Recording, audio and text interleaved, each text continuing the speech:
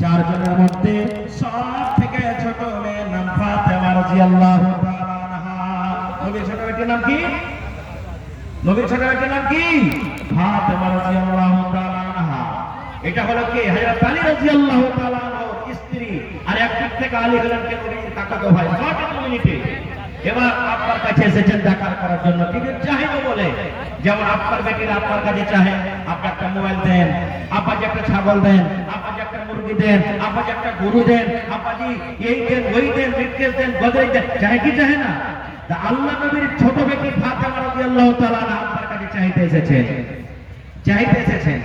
এবার যে সময়তে গেলেন বাপের বাড়িতে, ওই সময়তে কিন্তু নবীজি বাড়িতে নেই, দিনের কাজে গেছেন, কোন কামে কাজে গেছেন। আর মা ফাতেমা রাদিয়াল্লাহু তাআলা আনহা যেটা নিজের মা খাদিজা দুনিয়াতে বেঁচে নেই, দুনিয়া থেকে চলে গেছেন।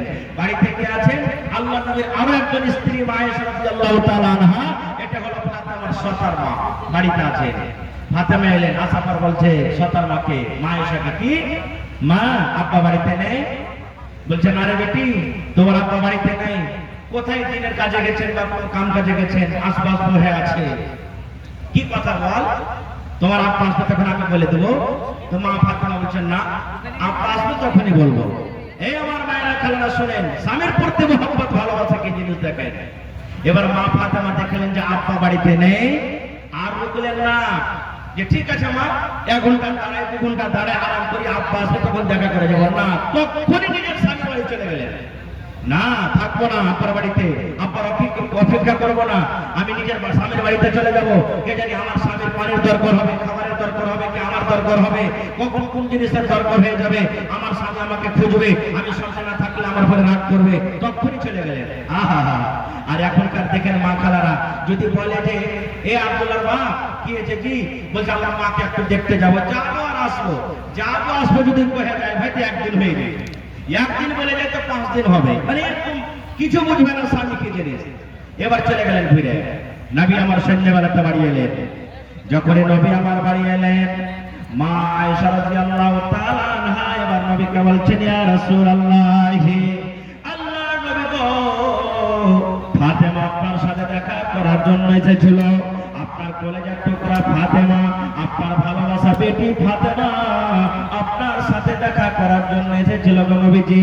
নবী আমার বলছেন, বিবি রে, আমার ফাতেমা কে বলছিল রে বিবি, কি কারণে আমার কাছে এসেছিল? আমার মা, আমার কলেজার টুকরার সাথে আমার দেখা হয়নি, আমার কলেজার টুকরা কে বলেছেন? এই আমার ভাইরা মায়েরা শুনেন, যখন কথাটা বলা মা আয়েশা বলছেন, ইয়া রাসূলুল্লাহ, আমাকে বলে যায়নি, কি দরকার এসেছিল ফাতেমা আমাকে কিচ্ছু জানেনি, আব্বাকে বলবো বলে চলে গেছে। এবার নবী আমার বাড়িতে আর থাকলেন না, একবারে সাথে সাথে বেটির বাড়ি হাঁটা দিয়ে দিলেন। আহারে, আমার বেটি আমার সাথে দেখা করার জন্য এসেছিল, কিন্তু আমার মায়ের সাথে দেখা হলো না। এবার নবীজি তাড়াতাড়ি করে নিজের বেটির সাথে দেখা করার জন্য চলে গেলেন।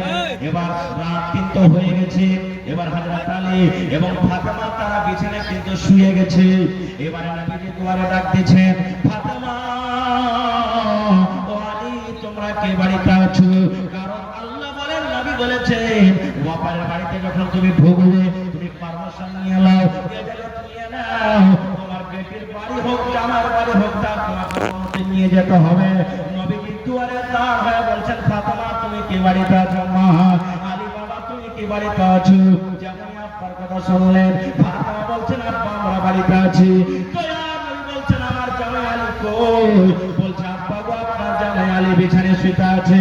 আমার নবী বলছেন, ফাতেমা রে, তোমরা দুজন বিছানায় শুয়ে থাকো, যেভাবে তোমরা দুজন বিছানায় শুয়ে আছো এইভাবে থাকো, ঘরে আসছি।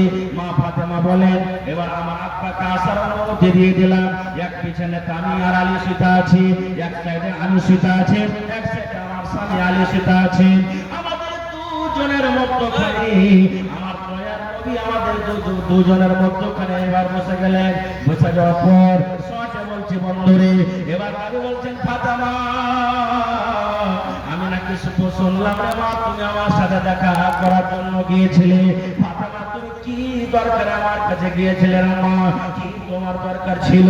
কি জন্য তুমি আমার সাথে দেখা করার জন্য গিয়েছিলে মা? তুমি বলো তো। এই আমার মায়েরা ভাইরা শুনেন, যখন কথাটা বলা মা ফাতেমা রাদিয়াল্লাহু তাআলা আনহা আব্বাকে দেখাচ্ছেন, আব্বা গো এই যে আপনি আমার হাতের দেখে দেখেন গো আব্বা জান, এই যে আপনি আমার হাতখানা দেখেন। এবার দয়ার নবী যখন হাতখানা দেখলেন, ফাতেমার হাতে কিন্তু ফোঁসা পড়ে আছে। আপনারা জানেন গোজল যদি মাঠে চালাতে যান, গোজল চালাতে চালাতে হাতে ফোঁসা আছে না আছে না? আপনি যদি পাঁচ কাটতে চলে যান, পাঁচ কাটতে কাটতে আপনার হাতে ফোঁসা আছে কিনা? আব্বা জান দেখেন আমার হাতখানা। দয়ার নবী দেখছেন হাতে কিন্তু ফোঁসা পড়ে আছে, কত ফোঁসা গলে গেছে, কত ফোঁসা হয়তো সাদা সাদা হয়ে আছে। এবার নবী বলছেন, ফাতেমা কি ব্যাপারটা রে মা, তোমার হাতে গলা দাগ কেন? তোমার হাতে করে গলা ফোঁসা, কি কারণে তোমার হাতে ফোঁসা এসেছে রে মা? এবার ফাতেমা বলছেন, আব্বা গো আপনার জামাইয়ের বাড়িতে আমি এসেছি গো আব্বা, আমি চাকা পিছে পিছে ইন্দারা থেকে পানি তুলে তুলে চাকা পিছে পিছে আমার স্বামীর বাড়িতে কাম কাজ করে করে আমার হাতে ফোঁসা পড়ে গেছে, তাই আপনার কাছে আমি গিয়েছিলাম। আমি শুনলাম আপনি লড়াই করে যুদ্ধ করে অনেক দাস দাসী পেয়েছেন, যদি একটা দাসী আমাকে যদি দিতেন আমার বাড়িতে কাম করতো, আমার মদত করতো, আমি আরাম পাইতাম। এই জন্য আপনার কাছে আমি একটা দাস কিংবা দাসী নেওয়ার জন্য গিয়েছিলাম। ভাই আমার, দাস দাসী আনার জন্য আমি গিয়েছিলাম। এবার নবীজি তার বদলতে কি বলছেন তাকে জানেন? আমি ওদিকে যাবো না খুব, কারণ কথাটা লম্বা হয়ে যাবে। আমি পয়েন্ট আপনাকে শুধু এটা আমি দেখাতে চাই। কি পয়েন্ট দেখাতে চাই? ফাতেমাটা কে? কে ফাতেমাটা? এবার মায়েরা খালারা শুনেন, ফাতেমাটা কে? আল্লাহ রাসূল বলেছেন মহিলারা জান্নাতে যাবে, যে নারীরা যে মহিলারা জান্নাতের ভিতরে যাবে, আমার দয়ার নবীর বেটি ফাতেমাও জান্নাতের ভিতরে যাবেন না, ফাতেমাও জান্নাতে যাবেন। কিন্তু শুধু ফাতেমা জান্নাতে যাবেন না, নবী আমার বলেছেন যত মহিলারা জান্নাতের ভিতরে যাবেন, যত নারীরা জান্নাতের ভিতরে যাবেন, সমস্ত নারীদের সরদারনি হবেন আমার বেটি ফাতেমা। এ ভাই, যে মহিলা জান্নাতের ভিতরে যাবেন, যে মহিলা জান্নাতের ভিতরে সমস্ত মহিলাদের সরদারনি হবেন, এরকম মহিলা স্বামীর বাড়িতে কাম কাজ করে হাতে ফোঁসা ফেলে দিতে। ফাতেমাটাকে নবীজি 10 জন মানুষের নাম নিয়েছেন জান্নাতে যাবে, যার কারণে মুবাশশারা বলা হয়েছে। উমর তুমি জান্নাতে যাবে, আবু বকর তুমি জান্নাতে যাবে, উসমান তুমি জান্নাতে যাবে, সাদ তুমি জান্নাতে যাবে, সাইদ তুমি জান্নাতে যাবে। করে করে নবী বলেছেন আলী তুমি জান্নাতে যাবে রে। ভাই মুসলমান, দুনিয়াতে জান্নাতের সার্টিফিকেট পেয়েছেন, ভাইরা আলী জান্নাতের ভিতরে যাবেন, দুনিয়াতে খুশখবরি পেয়েছেন। এরকম জান্নাতি লোকটার স্ত্রী হলেন ফাতেমা রাদিয়াল্লাহু তাআলা আনহা, যে নিজের স্বামীর বাড়িতে কাজ কাজ করে করে হাতে ফোঁসা ফেলে দিতেন। ভাই আমার, আমি কথা থেকে যাব না, কিন্তু এই মতো শেখায় যদি আজকে আমাদের বেটিরা আমাদেরকে করেন, গার্জেনকে করে, মাকে কোন মিনসের বাড়িতে বিয়ে দিয়ে গেল, সব সময় কাম কাজ করতে করতে মা কাম চলে গেল, আমরা কি করব? ঠিক আছে বেটি, কোন রকম এই বেটার আইতে বাড়ি, মায়ের কথা শুনে চলে গেল বাড়ি। বলছে এক কাজ কর, জয়কে ফোন দে যে আমাকে আনতে এসো। 5 দিন বাদ ফোন দিয়েছে, আজ তুমি আনতে এসেছিলে না? যেমনই আনতে এসেছে দুটা লোককে ফিট করে রেখেছে। এই মরার বেটাকে একটা খুঁটিতে ঘরের ভিতরে ধরে পান, ইয়ার বাড়িতে আমার গাড়ি চলতে পারবে না। যেমনই বেন্না দিলে ভাই বলছে ফোন কর তোর বাপকে, মরার বেটা মারা 5টা লোক আসবে, 3 লাখ টাকা তোকে দিয়েছি, 2 লাখ খরচ হয়েছে, 5 লাখ টাকা দিয়ে দিয়ে তারা কাছে নিয়ে চলে যায়। হয়েছে না হয় না? যারা বলেন হয়েছে না হয় না? এক মিনিট আর একটা কথা বলবো আপনাদের সামনে। এক বেটি ছেলে বিয়ে হয়ে শ্বশুর বাড়ি গেছে, ওখান থেকে এসেছে, মাকে বলছে মাকে আমি আমার স্বামীর ভাত খেতে পারবো না। বলছে কে রে বেটি? বলছে ওয়াক আমার সইতে পারি না গো মা, আমি ওর কাছ থেকে তালাক নিয়ে নিব, আর আমি ওর ভাত খাবো না। মা তখন বলতে দিচ্ছে, দেখেন বলছে কি বেটি রে,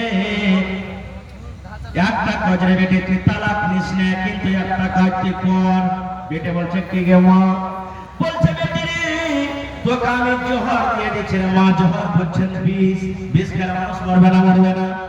বলছে আমি তোকে বিষ দিয়ে দিচ্ছি রে মা, বিষের আমি ফাঁকি তৈরি করেছি, চূড়ান তৈরি করেছি। যখন যখন তোর স্বামী খেতে বসবে, একটু ভাতে দিয়ে দেবে, একটু পানিতে দিয়ে দেবে, একটু একটু করে দেবে, প্রত্যেক দিন 3 টাইমের খানাতে রে মা একটু একটু করে তুই দিয়ে দিবি। খাইতে খাইতে খাইতে খাইতে তোর স্বামী একদিন দুনিয়া থেকে চলে যাবে। কিন্তু আমার শোন, মা শিখিয়ে দিচ্ছে, মারে শোন বেটিরা শোন, যখন তুই তোর স্বামীর বাড়ি এখন যখন চলে যাবে, আর এই স্বামীটাকে তোর যখন পিস দিবি, খাবারের পানিতে পিস দিবি, তখন তোর স্বামী যেন তোর পরিশ্রম করতে না পারে যে আমার স্ত্রী আমাকে পিস খেয়ে মারবে বলে আমার পিসে খাবার দেয়, তাহলে কেমন করে চলবে রে বেটি? বলছে বেটি রে, তুই কোনোদিন তোর স্বামীর করে রাগ করবি না, তোর স্বামী যদি রাগে একটা থাপ্পড় দিয়ে দেয়, খবরদার তুই এরকম ভারী করবি না, হাসি মুখে তোর স্বামীর সাথে ওঠা বসা করবি, হাসি মুখে মন খুশি করে তার তুই খেদমত করবি। এরকম ভাবে খুব সুন্দর করে শিখিয়ে দিলে। এবারে স্বামীর বাড়িতে যাওয়ার পর যখন যখন তার স্বামী খেতে বসে, ওই যে মার দেওয়ার চূড়ন, ওতে কি আছে আমার পিস নাকি মাসি কাছে পিস আছে, একটু একটু করে দেয়, আর স্বামীর সাথে একবারে এই চলতে চলতে চলতে এমন মহব্বত করা হয়ে গেল যে বলার শেষ নাই। এবার 1 মাস 2 মাস পর তখন বাড়িতে এসেছে আবার মায়ের, মা বলছে বেটি রে, বল জামাই আর কতদিন জামাইয়ের বাড়িতে থাকবে, কিছু করতে পারছে? বলছে মা আমি তালাক নেব না, মা তালাক নেব না, আর আমি যে এতদিন জোহর খাওয়ালাম আমার স্বামীকে, আমার স্বামী তার বাঁচবে না, মনে হয় আস্তে আস্তে মরে যাবে।